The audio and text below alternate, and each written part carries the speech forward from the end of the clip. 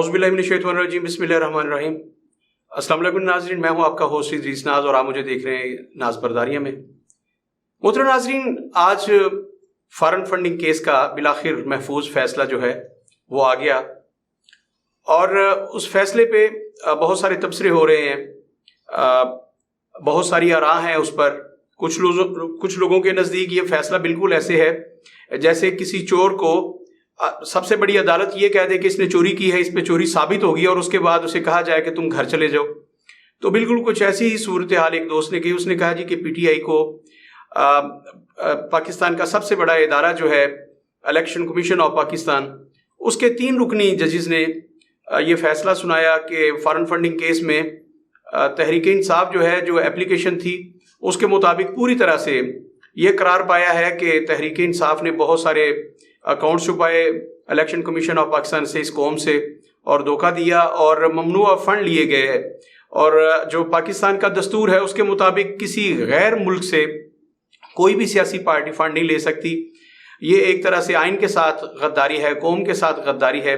और कहा जाता है कि ऐसा फंड जो होता है वो मुल्क और कौम के खिलाफ इस्तेमाल होता है। जो लोग ऐसा पैसा देते हैं उनका अपना एक एजेंडा होता है। तो ये सारा कुछ साबित हुआ इलेक्शन कमीशन के सामने, और इलेक्शन कमीशन ऑफ पाकिस्तान इस बात को अपने फैसले में कह रहा है कि ऐसा हुआ।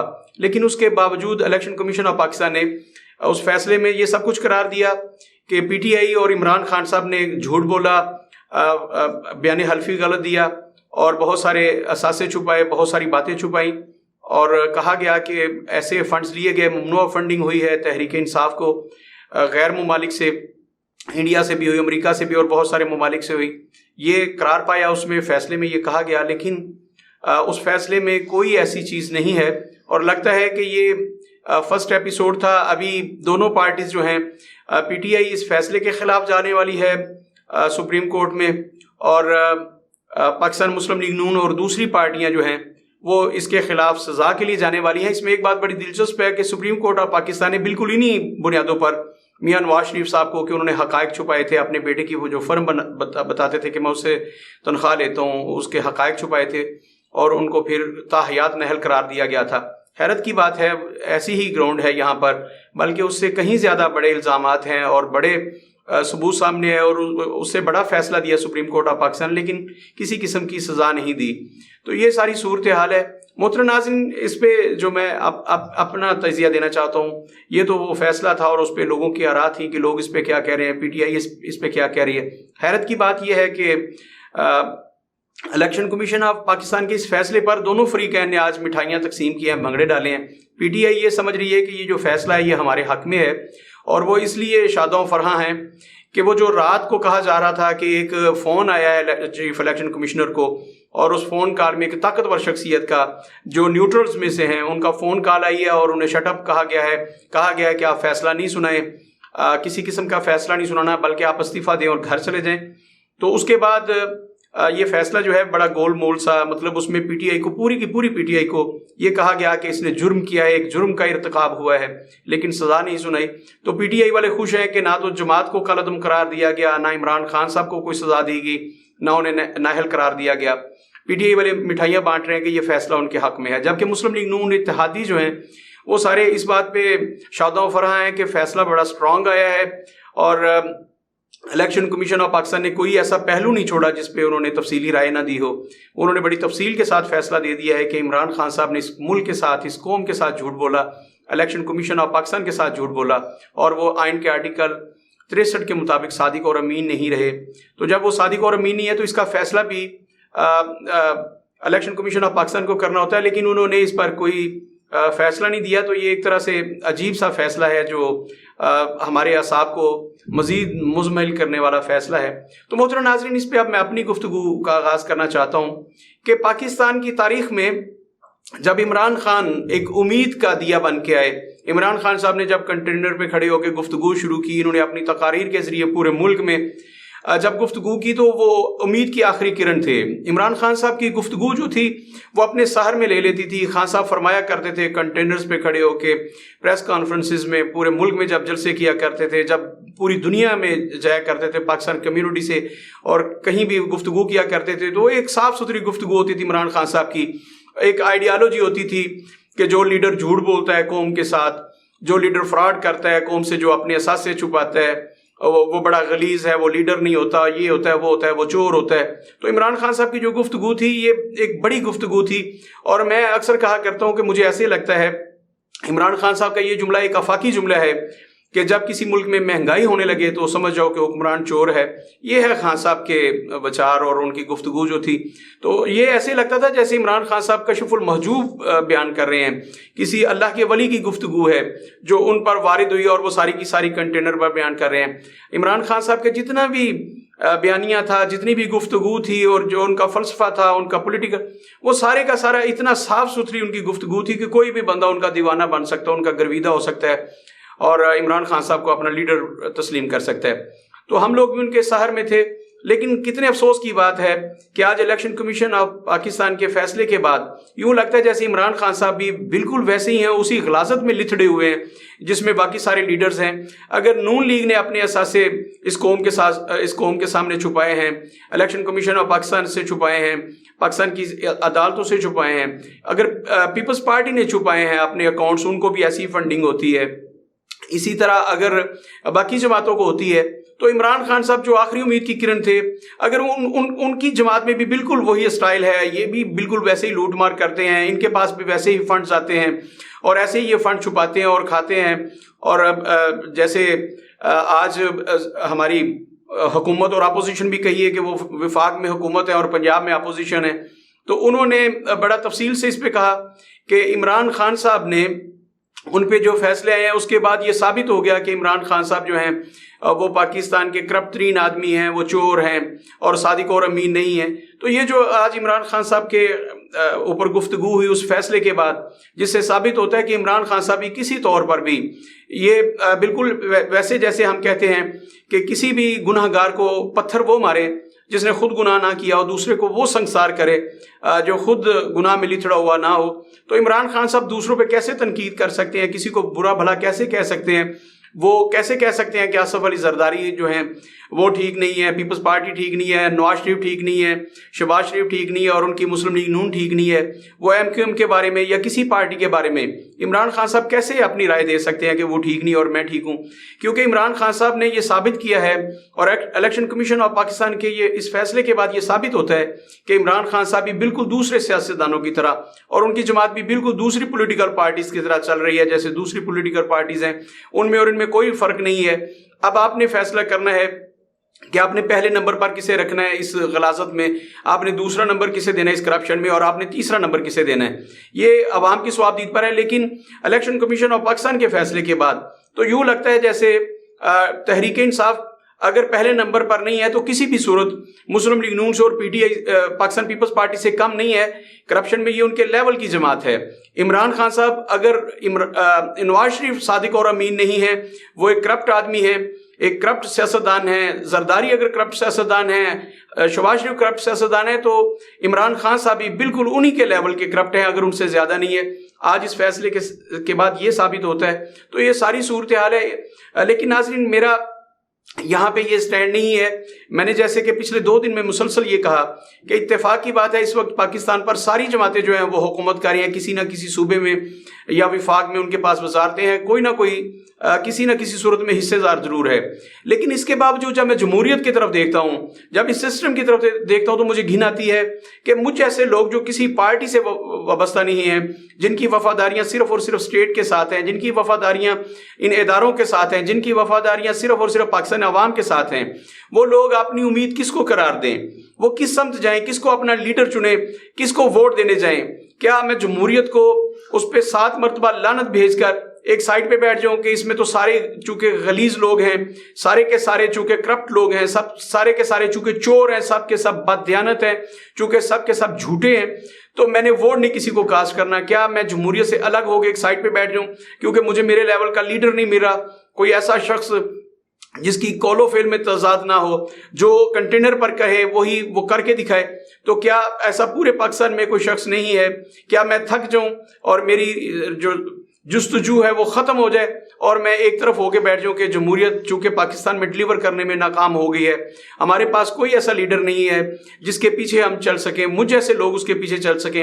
جو پاکستان کے ساتھ مخلص ہو، جو پاکستان کے اداروں کے ساتھ مخلص ہو، اور جو پاکستان کی عوام کے ساتھ مخلص ہو۔ محترم ناظرین، پچھلے 75 سال میں قائد اعظم کی وفات کے بعد کوئی ایسا لیڈر پاکستان میں نہیں آیا جس نے اس قوم کے لیے سوچا ہو، جس نے اس ملک کے لیے سوچا اور جس نے ادارے مضبوط کیے ہوں۔ جتنے بھی لیڈرز آئے انہوں نے اداروں کو کمزور کیا ہے، انہوں نے عوام میں تفریق ڈالی ہے، ان میں نفرت پھیلائی ہے اور قتل و غارت کرنے کا سبب بنے ہیں۔ ہمارے مذہبی رہنما جو تھے انہوں نے بھی یہی کیا ہے، تفریق ڈالی لوگوں میں، لوگوں کو اپنی اپنی بھیڑ بکریاں سمجھا اور انہیں اپنے انداز سے چلانے کی کوشش کی، اور اب سیاستدان بھی کسی صورت کم نہیں ہیں۔ ہمارے سیاسی درجہ حرارت اس قدر بڑھ چکا ہے کہ اس میں دوسرے کی بات کو سننا، اسے برداشت کرنا بہت دور کی بات ہے۔ لوگ ایک دوسرے کی جان لینے پر تلے ہوئے ہیں۔ تو یہ ساری صورتحال ہے، لیکن سوچنے کی بات یہ ہے کہ ہم کن لوگوں کے لیے آپس میں جھگڑتے ہیں، کن لوگوں کے لیے آپس میں لڑتے ہیں، ہم کس کو سچا اور کس کو جھوٹا ثابت کرنے کی کوشش کرتے ہیں۔ یہ تو سارے کے سارے انہوں نے ایک دوسرے کے خلاف ثبوت دیے ہیں۔ مسلم لیگ نون والوں نے ثابت کیا ہے کہ پی ٹی آئی میں کوئی بھی صادق اور امین نہیں ہے، کوئی بھی محب وطن نہیں ہے۔ یہ پی ٹی آئی نے ثابت کیا ہے مسلم لیگ نون غداروں کا ٹولہ ہے، یہ آئین پہ عمل نہ کرنے والے لوگ ہیں، یہ پاکستان کے عوام سے مخلص نہیں ہے، یہ چور اور لٹیرے ہیں۔ اسی طرح مسلم لیگ نون نے یہی شہباز شریف تھے جو زرداری صاحب کے بارے میں کہا کرتے تھے کہ یہ کرپٹ آدمی ہے، میں اس کا پیٹ پھاڑ کر، اس کا پیٹ چیر کر میں عوام کی دولت، لوٹی ہوئی دولت نکالوں گا اور میں اسے پورے پاکستان کی سڑکوں پہ گھسیٹوں گا۔ میں نے انہیں لاہور کی سڑکوں پر گھسیٹنا اور میں نے لاڑکانہ کی سڑکوں پر گھسیٹنا ہے، یہ شہباز شریف کہتے نظر آتے تھے۔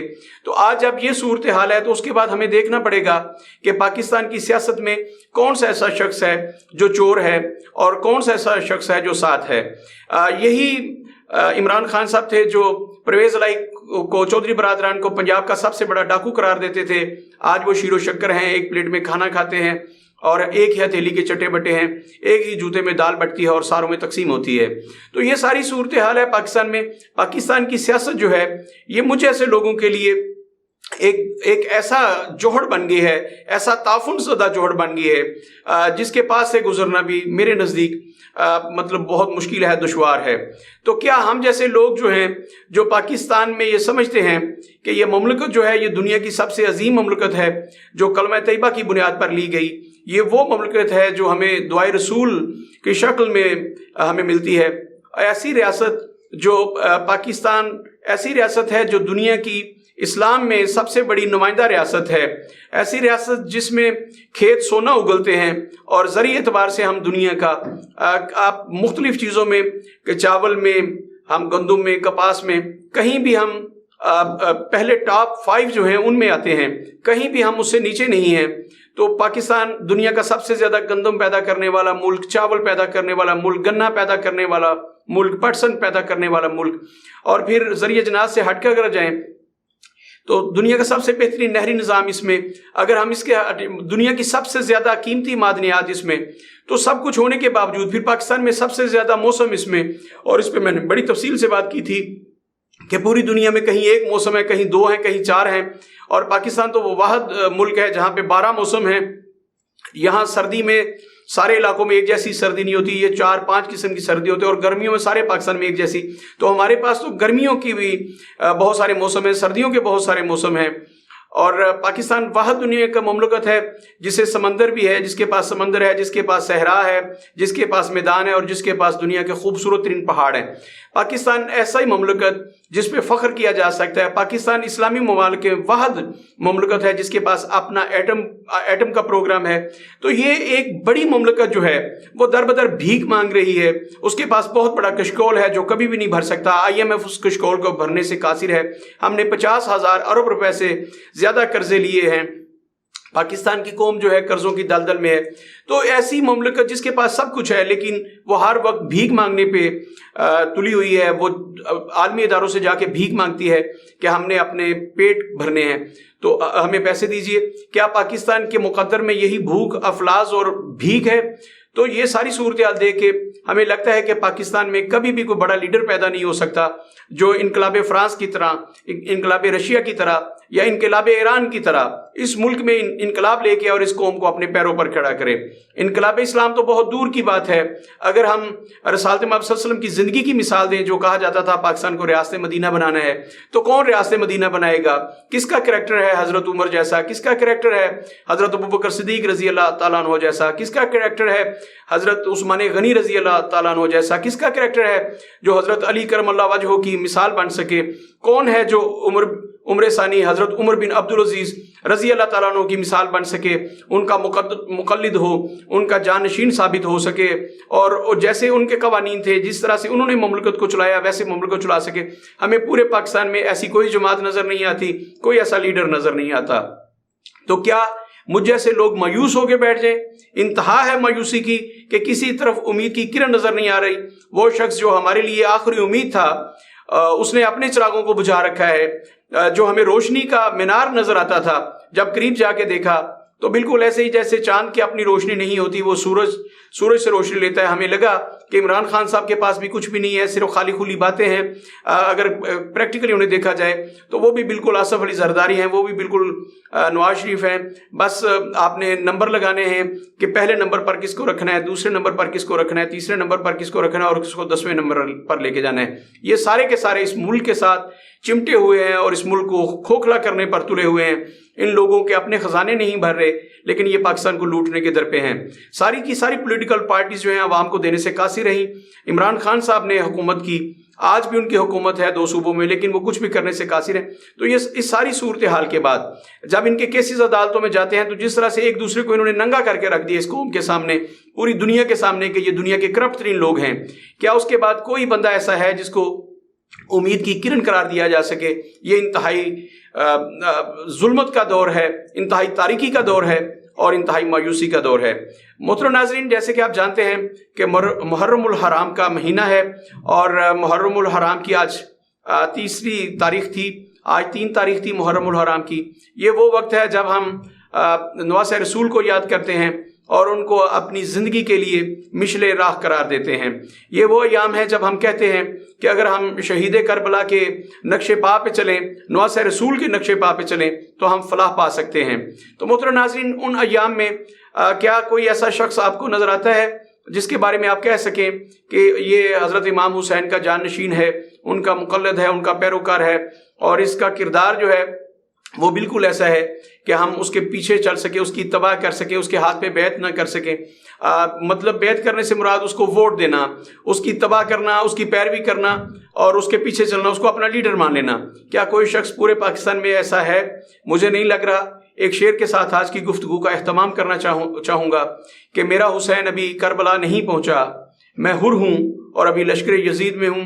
محترم ناظرین، میں اس وقت کا انتظار کر رہا ہوں جب وقت کا حسین اپنے لشکر کے ساتھ آئے گا اور مجھ جیسے حر اپنا قافلہ چھوڑ کر وقت کے امام کے قافلے میں شامل ہوں گے۔ اپنا بہت سارا خیال رکھیے گا۔ اللہ حافظ۔